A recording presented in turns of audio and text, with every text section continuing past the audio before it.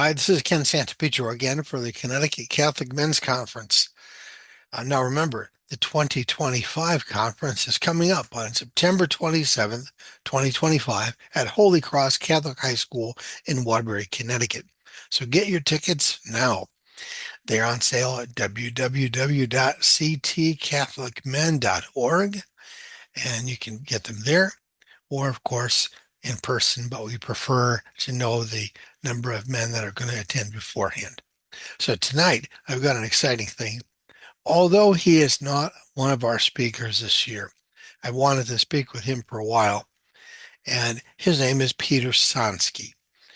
Peter Sonski is a cradle Catholic and native New Englander. He and his wife are the parents of nine.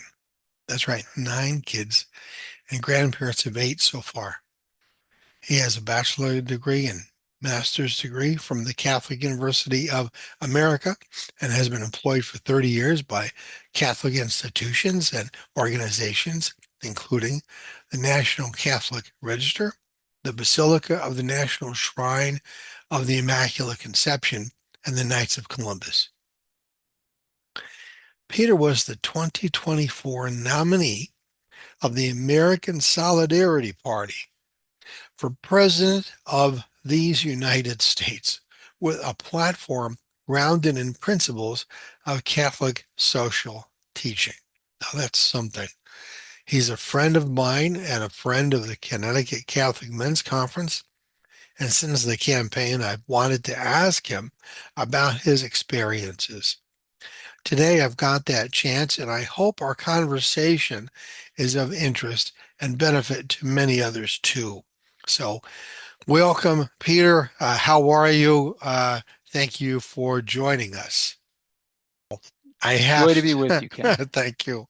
I have to start off with the question that everybody's just going to ask.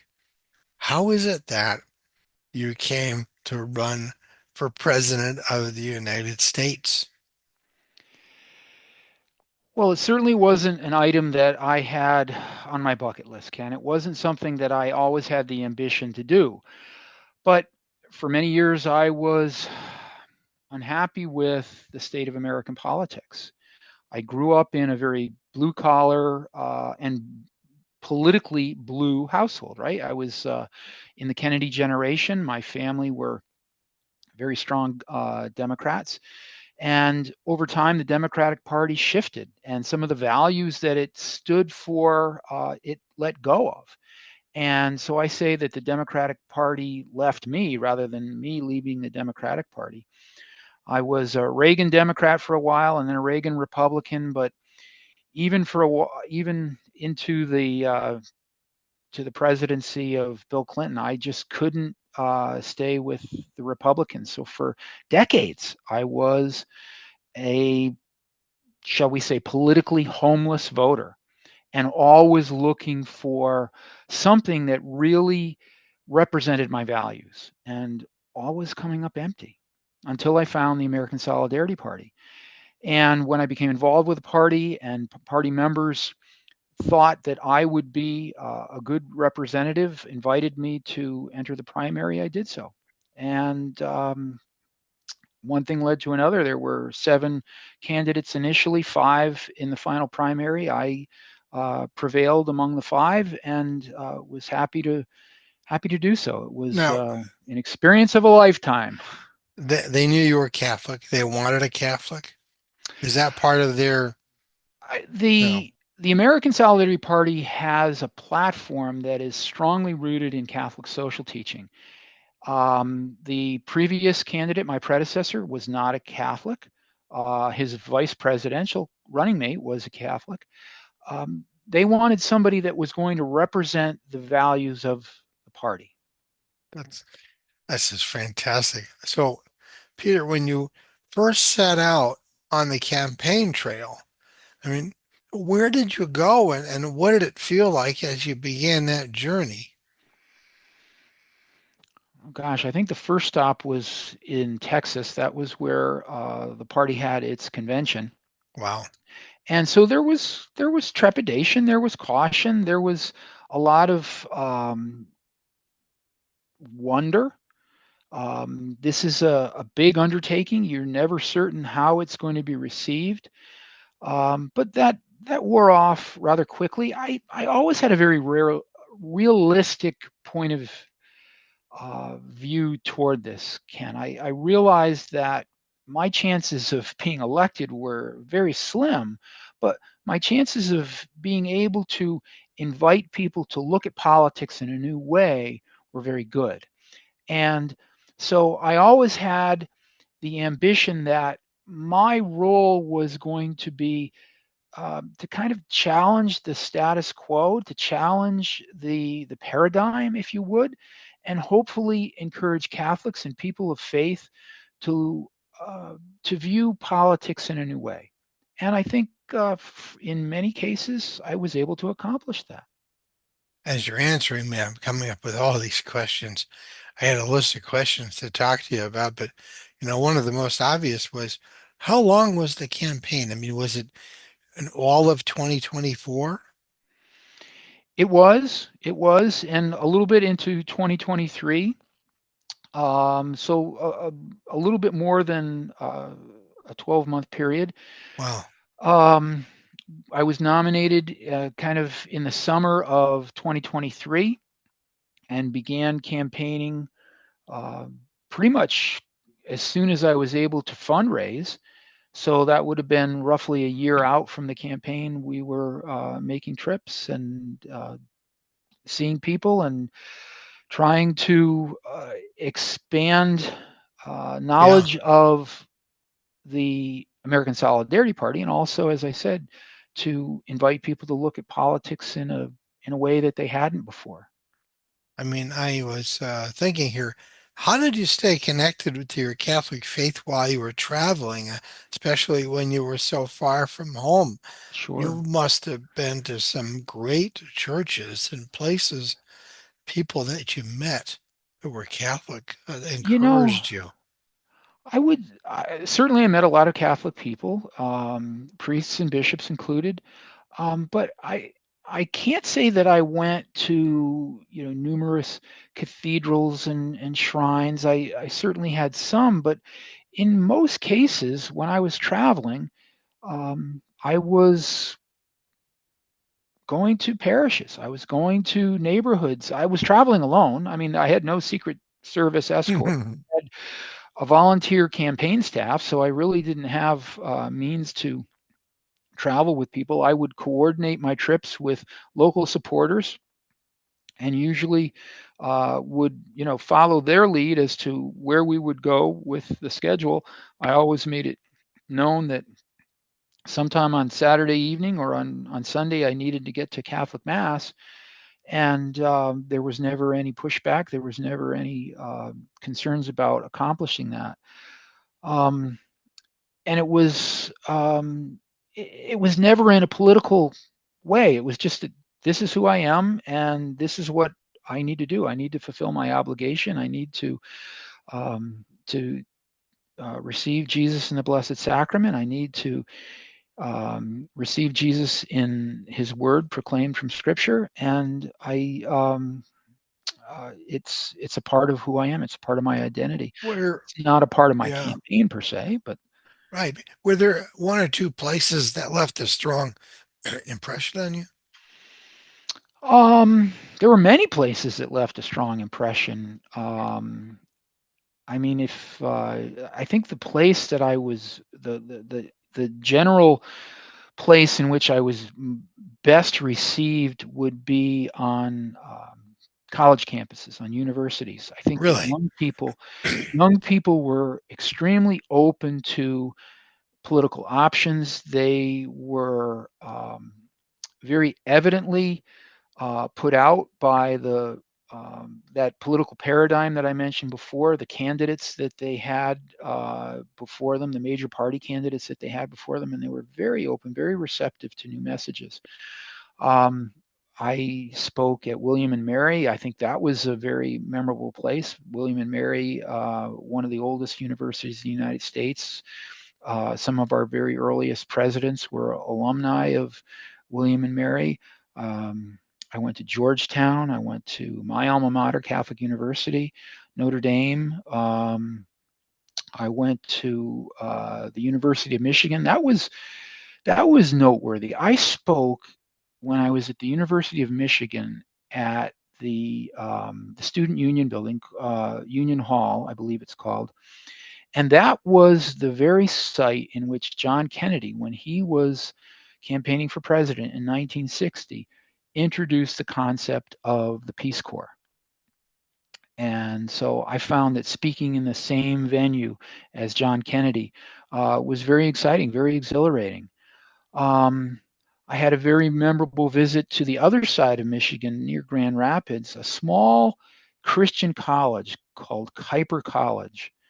One of the civics professors invited me as a national candidate, a Republican who was running for state office, and a Democrat that was running for city office, I think maybe mayor of Grand Rapids, and had kind of a panel discussion where the students would ask questions and they could learn responses from Republicans, Democrats, and third-party candidates. They could learn responses from people who are running from local, state, and federal office.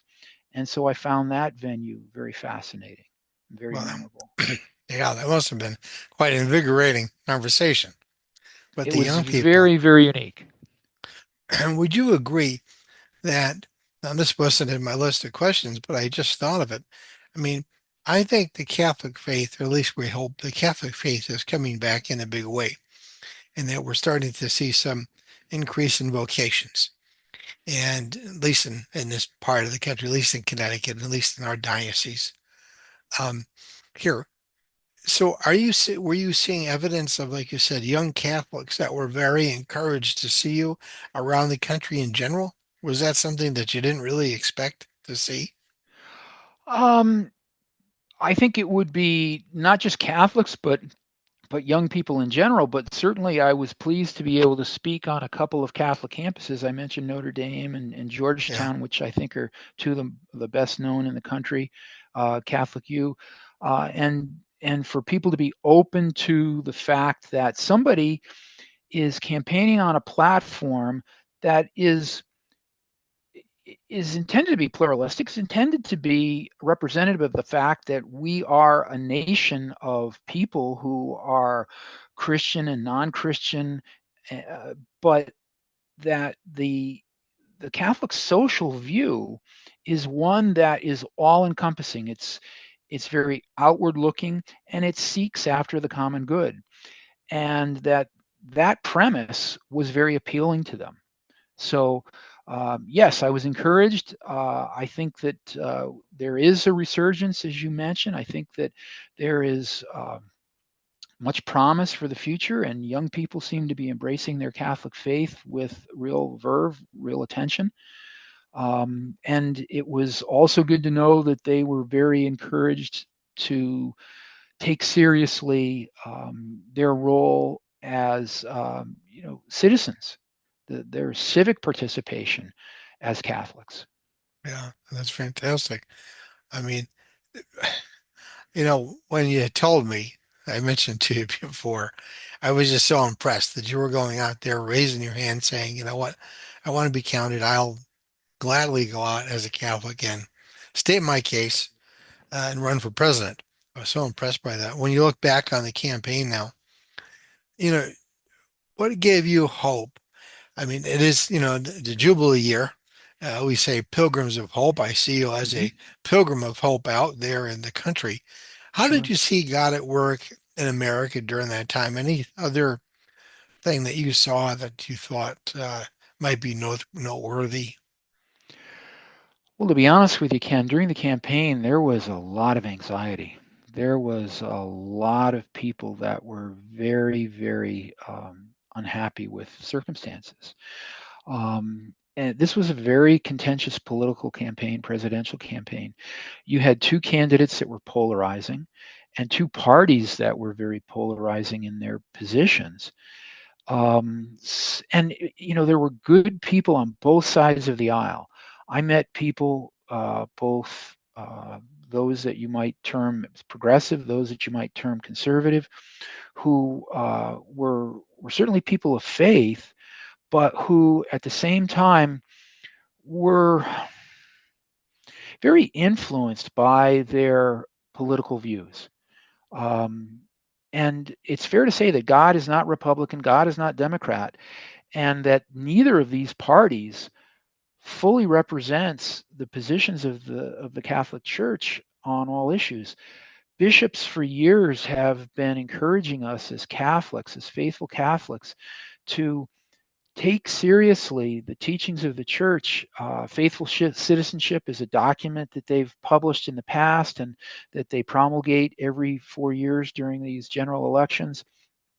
And, those who'll study it honestly will see that the Republican Party and the Democratic Party, neither one of them have a complete hold on all of the positions that the Catholic Church says that we should be concerned with and we should be mindful of when we go into the voting booth. Um, I felt as though the platform of the American Solidarity Party was the most comprehensive. It had positions that are more in common with those on the right and positions that are more in common with those on the left. But when they were all brought together cohesively, they were very complementary. And that was the platform I ran on. And that was a platform that I think had great appeal. Certainly, I was not in a position, I couldn't fundraise enough. I couldn't get as much media notoriety. It's very difficult when you're a third party candidate to get any media time because the two major parties have such a stranglehold on the whole process. It's even almost impossible to get on the ballot in most states, Ken. You ended up on a lot of ballots though, right? I didn't end up in as many ballots as I would have preferred. I did end up in a lot of states as what's known as a certified write-in candidate, which again has requirements that need to be fulfilled. But at least people had, in most cases, an opportunity to vote for me and to vote for my party and platform. Um, I hope in the future that the American Solidarity Party in particular and other third parties will have more opportunity for ballot access, more opportunity for media opportunity so they can tell their stories. But um, right now, that's a very difficult position for a third party candidate. Wow. Well, I want to thank you very much and congratulate you on, you know, your, like you said, it wasn't on your bucket list. And I was just so impressed that you had done that. All these places that you got to go to. And I would have loved to speak on any one of those campuses. I just think that's wonderful. And you got to meet all those people and It was tremendous, Ken, it's, and it was yeah. tremendous to be able to invite them to look at politics a little bit differently, and hopefully invite people of faith to look at politics a little bit differently. I think we're always apt as Catholics in the United States to be very how shall I say it? I was going to say um, we're always compartmentalized. We it's almost like a desk of drawers where, this is the drawer for my faith, this is a drawer for my work, this is the drawer for my activities. And when you're compartmentalized like that, Yeah. you have a tendency not to allow your faith to infuse these other aspects. So I tried very much to express the fact that as a Catholic, I needed to look at these things in this way, and I needed to value these positions differently. I couldn't simply say that the environment was not important if I was conservative in looking at a desire for um, pro life or pro family public policy. I couldn't say simply that I could dismiss the fact that I wanted religious liberty because I said that I also am very strongly in favor of workers' rights and their ability to unionize, their right to be treated with dignity, their right to a fair wage and for an ability to honestly support their families. Those things are hard to come by in another platform. But in my own with the American Solidarity Party, they were all together. And as I said before, they all worked in harmony with one another. So I'm grateful for the opportunity. I hope people will be inspired to think about how their faith informs their politics rather than how their politics inform their faith. Okay. Thank you so much. If I had such an award, I would give you our Pilgrim of Hope Award. Thank you, Peter Sonski. God bless you. I hope to see you at this year's conference. All right. God God bless you. bless. You're very kind. Thanks, Ken. Thank you.